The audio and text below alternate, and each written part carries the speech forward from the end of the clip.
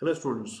So we are here to discuss KVPY essay paper of 2022 physics part 2, and here we go with the first question.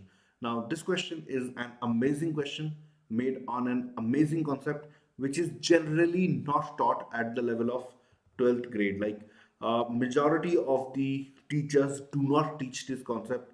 Let me try to help you with this. So the question says that a charge plus q situated at a distance of d from sides of a grounded conducting L-shaped sheet as shown in the figure, and we have to find out the force on charge q. Now this is an amazing question.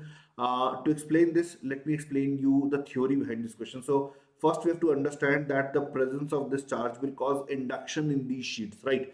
And since these are grounded, so they will stay at zero potential and they can acquire charge from the ground. And ultimately what will happen, the field lines coming from this charge, these field lines have to terminate on this metallic surface perpendicularly. Of course the field lines in this region would be somewhat complex, but what we do know is that the field lines have to terminate on these plates perpendicularly. Now let's try to understand this, that we can create a similar situation by what I'm suggesting.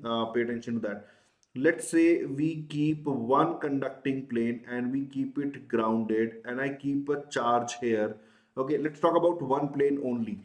In this case what will happen, this plane will acquire charge so that all the field lines coming from this positive charge could terminate on this plane perpendicularly. So it will acquire negative charge from ground and distribute that negative charge on the entire surface so that such a figure can be obtained. Now remember or recall that similar figure could be obtained by keeping a plus q charge and a minus q charge at a distance of 2d from each other, right? If this distance is d, here also the field lines they travel like this.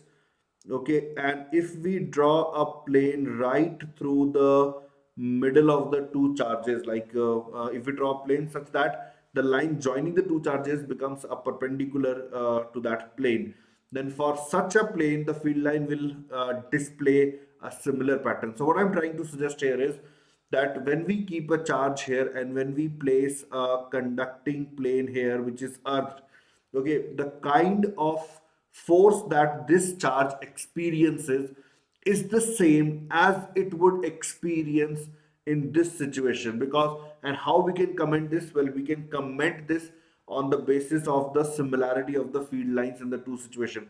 Of course there is more theory involved here, like there's quite a lot of theory to be taught here, something called as uniqueness theorem.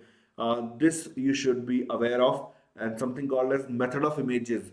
This is something that you can you know explore more to learn about this technique. In this video I cannot talk about those methods because that will elongate the video to few hours. So I'm just telling you what you should explore if you are interested in this concept. Something called as uniqueness theorem and something called as the method of images. So what I'm trying to suggest here is that these two situations are equivalent. Now, what about the two planes? So if I keep one plane, then the situation is equivalent to this, like one positive charge and one negative charge kept here. So these two situations are equivalent. Okay.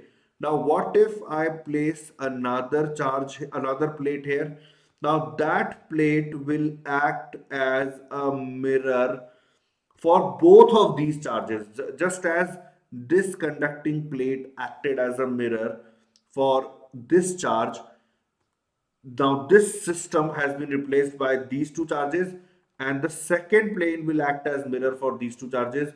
So we should imagine a minus q charge here and we should imagine a plus q charge here. So after doing this, what I'm ultimately commenting is this, that to find out the force on this charge, we have to imagine three charges, two of which would be minus q and the third one would be plus q, and they would be located like this, like one charge would be here, one charge would be here, one charge would be here. So this distance is 2d. Okay, this distance is 2d, and now we can calculate the net force on this charge due to the other three. Okay, due to the other three. So how that force will act? This charge will exert an attractive force. This charge will exert an equally attracting force. This charge will exert a repulsive force. So we are supposed to find out the resultant of these three, and that should be the answer. If I'm calling this force as F1, then this also becomes as F1 and this becomes as F2. Now let's write the value of F1 and F2. So F1 would be written as KQ square upon 2D square. So this becomes Q square divided by 16 pi epsilon naught D square. Please check this for yourself. As far as F2 is concerned, it would be KQ square upon uh, 2 root 2 into D square. Right. So this becomes Q square by 32 pi epsilon naught D square. As far as the net force is concerned, okay, if let us first talk about the magnitude of net force. So that would be magnitude of root 2 times of F1 minus F2. Why am I saying that? Because F1 and F1, the resultant of these two will be along this direction, and that resultant will be equal to root 2 F1. So root 2 F1 and F2, they are acting in the opposite direction. For now, I'm assuming that root 2 F1 will be bigger. Let's see what actually happens. So root 2 F1 will become Q square by 16. Here is we have root 2, then pi epsilon naught D square minus Q square by 32 pi epsilon naught D square. So what I can do, I can pull out Q square by 32 pi epsilon naught D square as the common quantity, and what we will have here would be uh, 2 root 2 minus 1.